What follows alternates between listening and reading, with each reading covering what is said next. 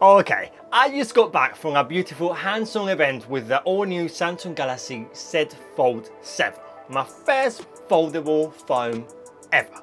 So I wanted to spend a couple hours with it and wanted to share some early thoughts with you guys.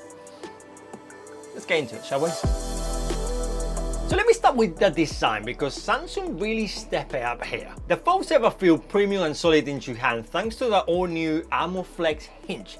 It folds really flat now.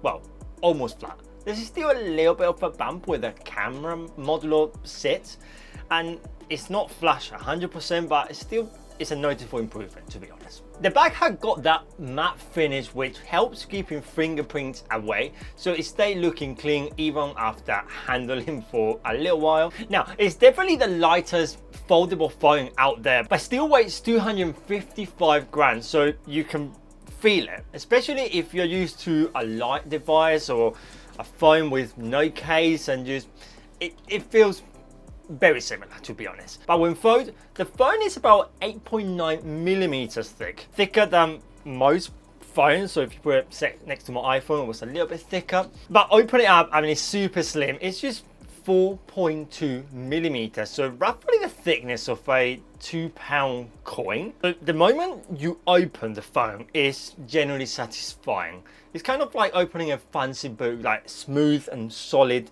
opening. One downside, it's not easy to use one-handed with and fold. Once you got it fully open, you do have a massive screen there that it's a little bit complicated to reach all corners. But the outer screen new 21.9 aspect ratio, that make it more manageable when you're using it one-handed. Now the display really show why the Fold 7 is special. So the outer screen is a 6.5 inch dynamic AMOLED 2X display, sharp at 2520 by 1080 pixels with around 422 pixels per inch. So it's super bright too, with a peak brightness of 2600 nits, which means it's super easy to use outside in direct sunlight. Tougher and more scratch resistant than before, and that's going to be the size that's going to be in your pocket. Now, when you open the Fold, the main foldable screen is massive. You got 8 inches. So a big immersive canvas with a resolution of 2184 by 1968 pixels. So it also supports that battery smooth 120 Hz if you want to do some gaming on it, and HDR10 Plus for rich and vivid colors. The brightness also to another 2600 nits here too. So making it incredible bright. I didn't have the chance to take it outside. I did stand next to a window and it's super easy to use. And if you run your finger across the inner screen, unfortunately you can still feel the crease. It's still noticeable, but when you are watching videos or reading, it's pretty much fades away. So you cannot really see it, but you can feel it when you put your finger across it. With such an impressive screen, the performance has to keep up, and it really does. So the Fold 7 packs the Snapdragon 8 Gen 2 Elite 4 Galaxy chipset, paired with 12 gigabytes of RAM in most models and 16 gigabytes if you go for the 1 terabyte storage version. App launches quickly, multitasking smooth, and you can run up to 3 apps side to side without any slowdown. And one thing that was really cool is how natural you use the drag and drop text, so you can move files and text, copy and paste between 2 apps that you got side to side. So you really turn your phone into a mini PC or a full-on tablet that, well, basically it fits in your pocket. The storage options start at 256 gigabytes and go all the way up to 1 terabyte. And the battery, 4400 milliamp hour battery. And after a few hours of heavy use, it still feels solid enough. I haven't managed to test it for a whole day, but they did guarantee us that you can stop worrying about the battery basically. And when you charge it, it tops up to 25 watts by wire, which is a little bit slower compared to some flagship up there, but it also supports 15 watts wireless charging and wireless power share as well. If you've got an iPhone, you can wireless charge your iPhone with your Fold. I thought that was quite funny, to be honest. Now the cameras, we need to talk about the camera because these are the cameras from the flagship S25 Ultra. So Samsung's camera setup on the Fold 7 is impressive on paper and in practice. You get 200 megapixels main sensor paired with a 12 megapixel ultra wide lens that also do macro, and a 10 megapixels telephoto lens with 3x optical zoom and you got up to 30x digital zoom, and I was trying it around out the window, and oh my god, you can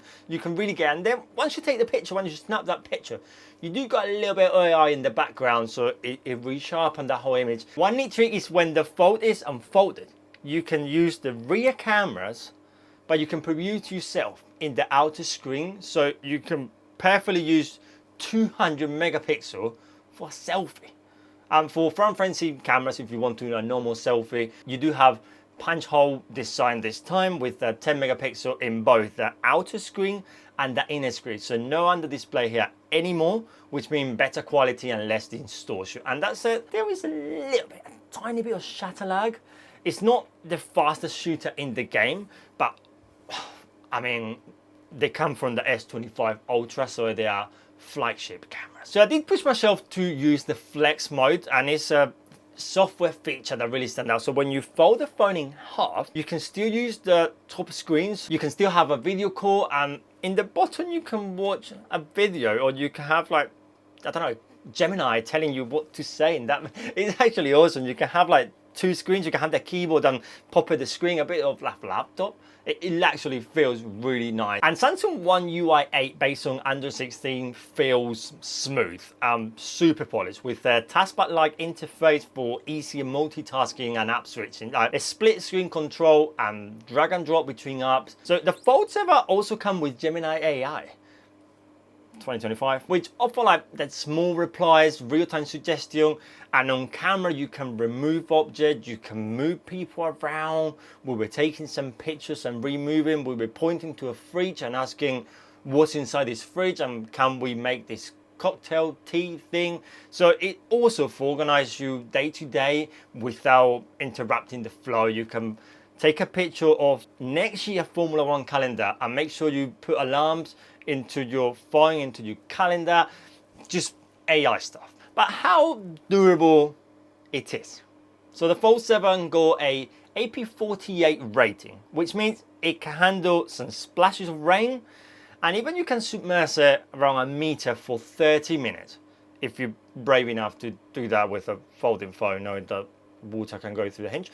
But it's no dust resistant whatsoever. Any micro particulate or dust will go into that hinge, and the ultra thin glass is stronger than before, but still more fragile than the standard foam glasses with other manufacturers. So I definitely recommend to put a screen protector on top, but maybe use a case as well if you've got butter hands. Now the AMOLED Flex hinge, this is how they call it, it's a full-on redesign, is rated for 200,000 folds, which Samsung says should last about 5 years, with opening and closing 100 times a day. Now the elephant on the room here. The starting price in the UK is $1,799 for the 255/6 base model. And there's some things to keep in mind still. The crease still visible. I have tried the flip before and you know it's there. The fold now is a bit like maybe different side to side, but okay. Battery is alright, not spectacular.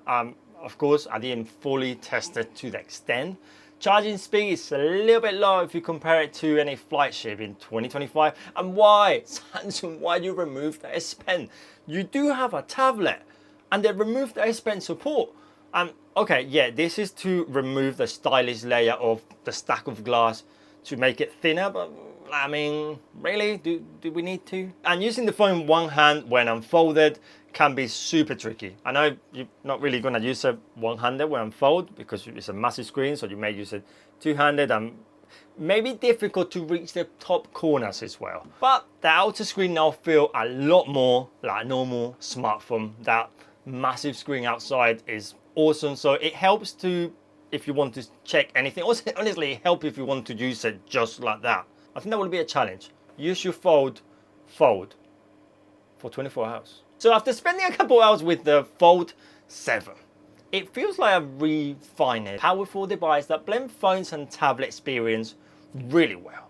The software improvement, essentially Gemini AI, makes multitasking easier. But if you are into new tech and want a device that push boundaries, this one is definitely worth considering with everything that you got there. It's very similar to the S25, just folds. But if you press something simple, lightweight, you maybe want to wait to, well, the next unpack. Now, if you want a full review with battery tears, gaming performance, and a deeper dive into this phone, just write it in the comment section below, and hopefully Samsung UK will see that and just send over a phone here to the studio to me to try it.